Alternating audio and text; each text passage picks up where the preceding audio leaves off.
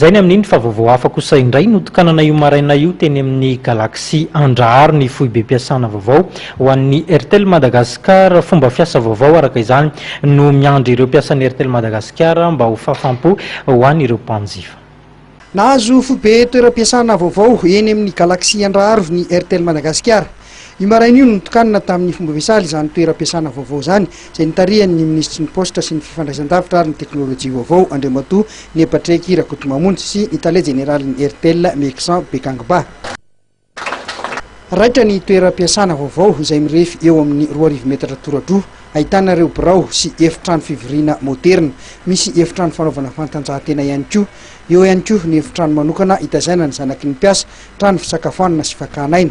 Feny raitra sy manara-penitra ty foben'ny Airtel vaovao eny Andrahary ity.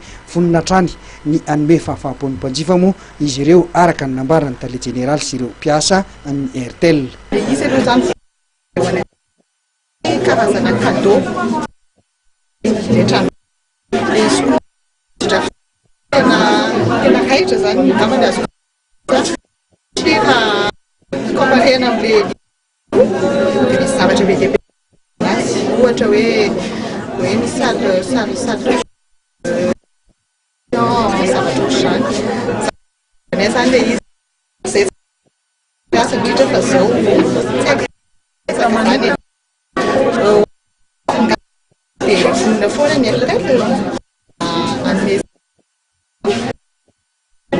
fahamadroso hatrany. Nandritra ity fitokanana ity dia mpiasan'ny Airtel misy 9 nahazo mari-boninahitra ka ndro nahazo Chevalier de l'Ordre National Malagasy, ny ambiny kosa nahazo medaly volafotsy sy alimo ary médaille du travail.